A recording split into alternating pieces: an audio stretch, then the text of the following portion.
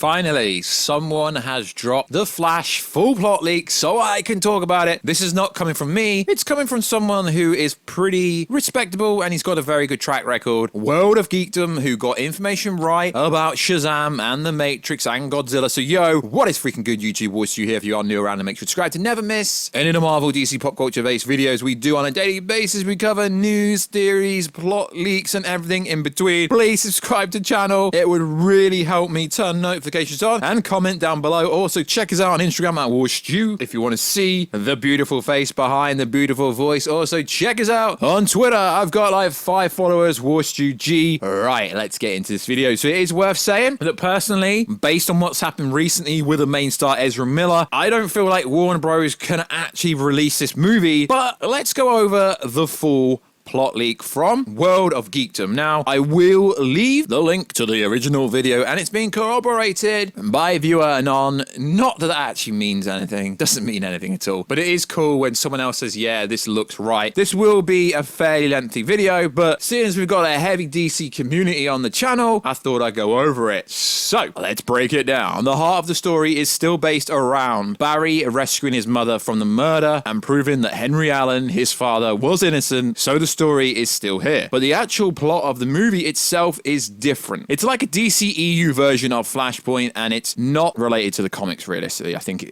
that's what he's getting at. The opening on the film is an action sequence in the hospital or around the hospital. There's something going on who robs a bank and goes in there to hide, and the building comes apart due to crossfire. So the Flash races to the rescue. He goes there to the building. There's a scene with a nurse putting babies back in their cradle, and all hell breaks loose. And babies are actually in danger of being killed. Flash uses a speed force to rescue the babies, and it's kind of a fun thing. You see the debris floats up and the Flash is using his powers whilst eating food and saves baby. It's just kind of a showcase to show you his powers. Also, Ben Affleck Batman is here, and he's on his bike. It's the Justice League together, Batfleck. Ben Affleck Batman is here. The Flash, they're all there. After the hospital has been rescued, the debris of the structure comes apart and it rips. It's like a mini earthquake. Batman and the Flash go to a bridge and rescue civilians, and Wonder Woman appears. Gal Gadot is here. Very small cameo. It only for a couple of minutes. She helps them on the bridge. She's not really a big part in the movie, but she's here. Okay, this is not new information. Everyone knew that Gal Gadot, Wonder Woman would appear. It's cool that this is collaborated. When they go to Barry Allen at the courthouse with his father and Iris, he's sad because his dad is going back to prison like his dad. They're trying to find a way to get his dad out, but he's still in. He's innocent. Well, we all know the storyline. He is innocent. It was my Thorn Reverse Flash. And he wishes he could somehow fix everything. He notices that there is a Mercedes-Benz following him when he leaves the whole thing. And out of the Mercedes-Benz, it's Bruce Wayne, played by Ben Affleck. And they have a conversation. Bruce understands because his parents were also killed when he was younger. He can't bring them back, but he can preserve their memory. Flash addresses going back in time, like he did in Zack Snyder's Justice League. The scene could change before the final cut, but there is a direct reference to Snyder cut when he reversed time. That's pretty cool. Bruce Wayne says that, you can bring them back. Because if you go through time, you'll create a time paradox in this universe and screw things up. Barry goes home, but he still wants to do it. So he taps the Speed Force once again and goes back in time. But this time, he goes way back. He's trying to get to the moment where his mother is murdered so he can stop her from being killed. What ends up happening is he travels way too fast, blacks out, but whilst he's going back in time, the sort of Colossum setting, which represents a time vortex, and there's a creature that's staring at him, who's chasing him right as he's in the Speed Force. He blacks out, and we'll get back to the creature later. He blacks out and doesn't know where he's ended up. He wakes up and he assumes it's the right time. He wakes up and he runs into another Barry. The Barry from the timeline. He also played by Ezra Miller himself, and that's the problem here. Why they can't reshoot the whole movie. They freak out a little bit, but not really. It's not really a big deal because past Barry thinks it's pretty cool. He asks what year it is, and Barry from the past says it's 2013. So there's a modern Barry in 2022 and one for 2023. Barry realized this was the year he got his powers, so he freaked out. But he realizes that in 2013 Barry Allen does not have powers yet. So 2013 Barry hides him. They had this emotional moment where they go to his house and they see his mother cooking. He's about to touch her, but the doppelganger stops him because he wants to see his mother again, 2022, 2023, and Barry tells 2023 Barry that Bruce Wayne told them to be very careful with time paradox. Instead, he wants to teach 2013 Barry how to use the Speed Force, so that way he can stop the murder from happening because he doesn't want to mess up the timeline anymore. Our Barry realizes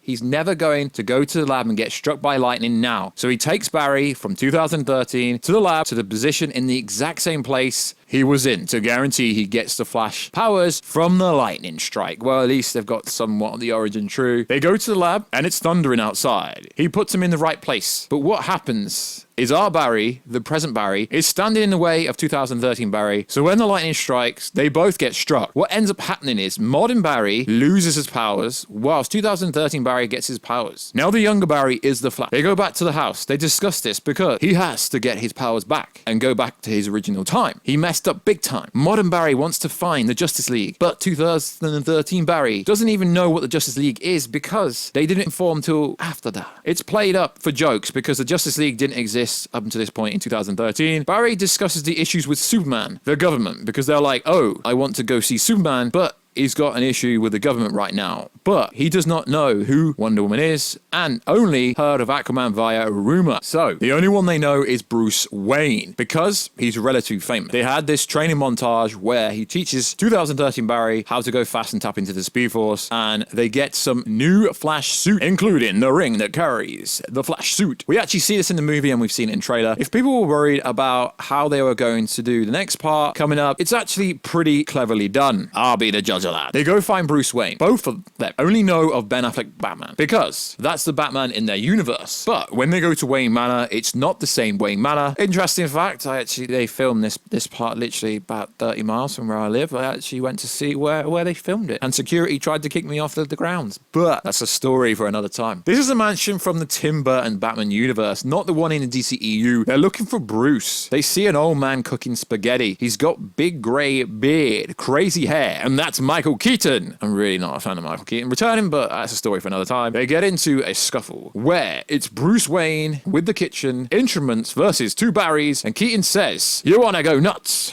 From Batman 89. Okay, this is kind of being leaked that this somewhat happened in the movie. Like I said, we don't know if this is real, but the source is pretty respectable when it comes to this kind of information. Both Barry find the new Batcave by accident, and they have the classic Tim Burton Batman Mobile, the same one from Batman 89 and Batman Returns, literally the same car. Our Barry calls out 2013 Barry for goofing off too much or wanting to be more serious and mature because later on down the road, people need help. Our Barry even realizes he has to mature as well. So this is a coming of age story as well. He takes it more seriously. They have a talk with a little bit more animosity here. Then you hear a bunch of loud noises. Your turn over, and it's Michael Keaton Batman. He says he's down to help. So Batman returns. Then they flip on the light, and he sees Batman in the batsuit with the yellow bat symbol. And you see 7 batsuits, all with different upgrades. Kind of like Tony Stark's armor, right? Up on the wall. And there's even an Easter egg where Barry finds the Joker laughing bag, the one from the end of Batman 89, where he fell or whatever they found at the end of the film. He even finds it in Wayne Manor and Michael Keaton in the timeline to help out. Because remember, in this timeline, he went back to that Barry only knows Ben Affleck, Bruce Wayne. Something got really messed up when he went back in time because multiple timelines have now crossed. They go on a rescue mission to the Russian facility or whatever. It's probably somewhat in the US. I don't really know, but the term Russia was told to me, and that's where Superman was being held. They get there. Both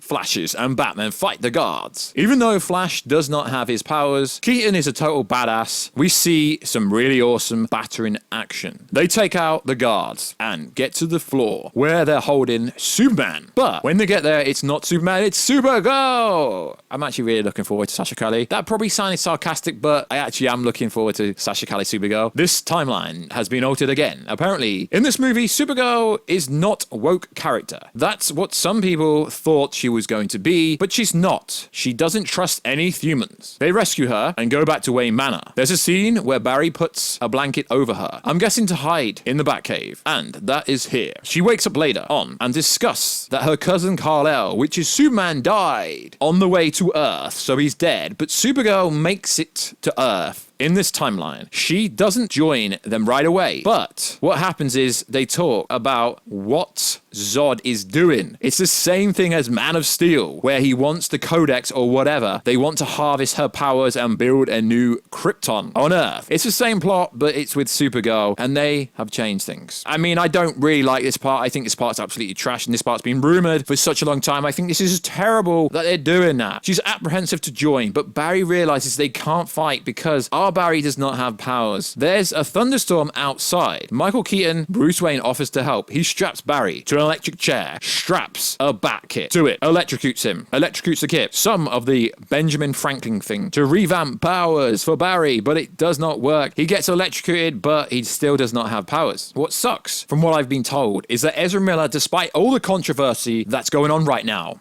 happens to be really good in this film. It's a great performance, but that might not mean anything because of what's going on with them right now. They are all crappy in real life. 2013 Barry gets really frustrated and very desperate. Supergirl comes in with her outfit she picks up Barry and takes them into the sky. The lightning strikes him and then knocks him to the ground. This scene in the DC fandom teaser, when you see a scorched hand in the Batcave, that you see a regular hand, that's the doppelganger. 2013 Barry touching our Barry, being struck by lightning. He gets his powers back. So now there is two Flashes, Supergirl, Michael Keaton, Batman, who all want to go and fight the Kryptonians in the desert. This bit's been rumored for quite a while that Zod will fight Supergirl, Michael Keaton, Batman, etc. So that's nothing new. So that kind of validates that maybe the story was true. Barry puts on the suit, but now the problem is they need our Flash, since they take one of Michael Keaton's bat suits and turn it into the Flash suit for 2013. That's supposed to be a cool scene. I mean, so far this doesn't sound too bad, to be honest. Then we cut to the desert. Now, this is the same scene as Man of Steel, but things play out differently. The Kryptonians want the government to hand over Superman Kal-El, but they don't have Superman because, remember, Supergirl was rescued. So Zod kills the general, aka Martian Manhunter. That surprised me. And then they decide to just world engine in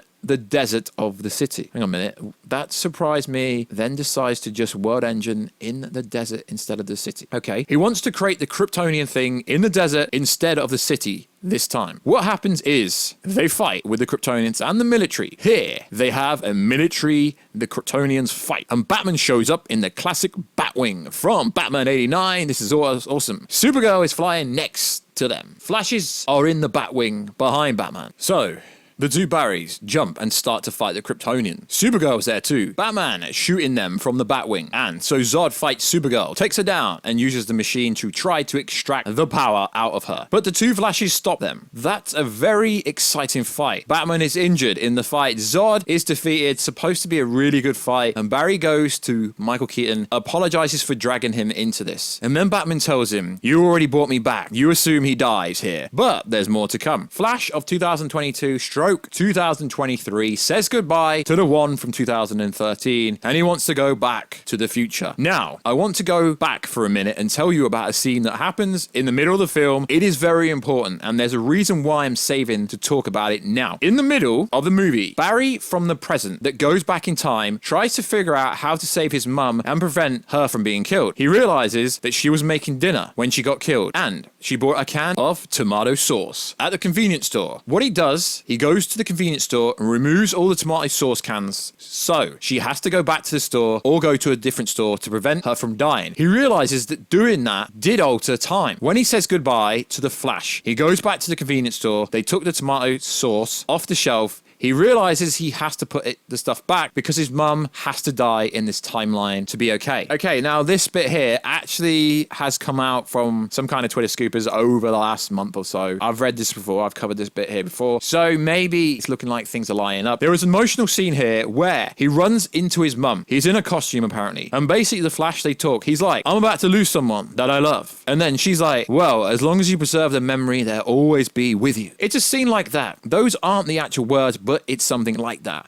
helps give them closure to what happened to his mum. He realizes that him screwing up the timeline is not a good idea, even if it brings back his mum. He puts the tomato sauce can back. He leaves, unlocks the Speed Force again to go back to the future. This helps Barry move past it and try to focus on getting his dad out of jail. He goes back to the Speed Force, going back to the future. We see the Colossus Vortex again, and then what we see is the creature again. You realize that the creature is actually the Flash from the future. If he had gone through with the plan of preventing his mother's death, so what would have happened is he would have caused a cataclysm, a crisis in the universe where he would have gotten corrupted by the power because he thinks he can control time. The creature dissolves. Okay, that's some variants of Black Flash, if that's the case. So it never actually happened. So basically, his mum needs to die in order for him to appreciate life and in order for him to appreciate his powers. He goes back to the normal timeline, and the next scene is them at the courthouse. Henry Allen's case is reopened. There's new evidence that may prove his innocence. That's a happy ending, but we're not done. The same Mercedes-Benz rocks up, pulls up with Batfleck, the door opens, and it's Michael Keaton, Batman, not Batfleck, stepping out in the Mercedes-Benz, and Supergirl shows up. Barry's confused. He's like, wait a minute,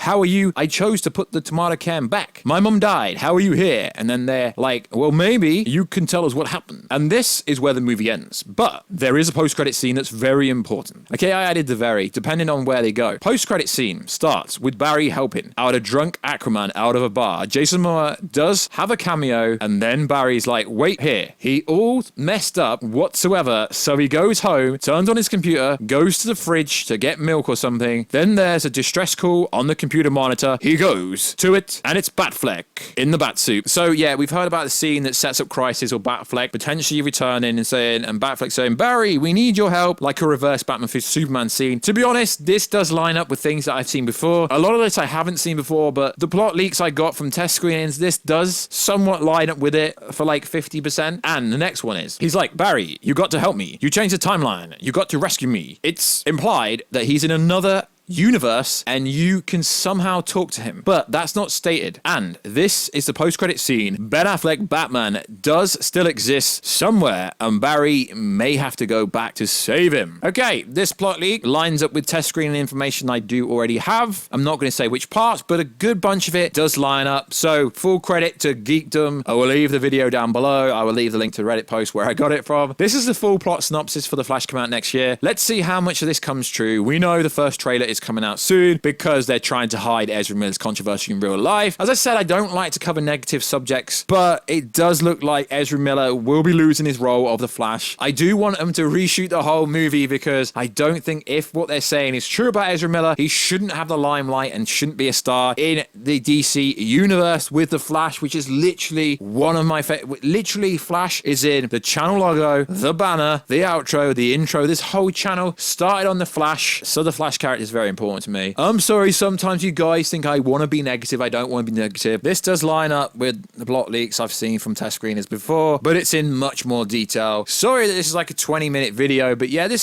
is somewhat decent. Like I said, it's not a great plot. It's not a bad plot. It's like an okay plot, and that is why I think they need to do reshoots, because there's nothing in this movie that stands like, yo, what the frig? There really isn't. I mean, I think they should have implemented more Black Flash or some ramifications from said creating Flashpoint Paradox universe, but I mean, some kind of bit they kind of did, I guess, in a roundabout way. But you want me to go and you want to get nuts. I mean, I think that's cringy. I don't know why they put in there. Nostalgia should not be everywhere, in my opinion. So like always, guys, please subscribe to the channel if you want more Marvel and DC plot leaks, test screen information, rumors, news, and everything in between. Please subscribe to the channel, turn notifications on, and comment to help the video grow in the algorithm. Check us out on Instagram at Warstu to see the beautiful face behind the beautiful voice. Also, check us out on Twitter at WarstuG, and I will catch you in another video very soon. Catch you later.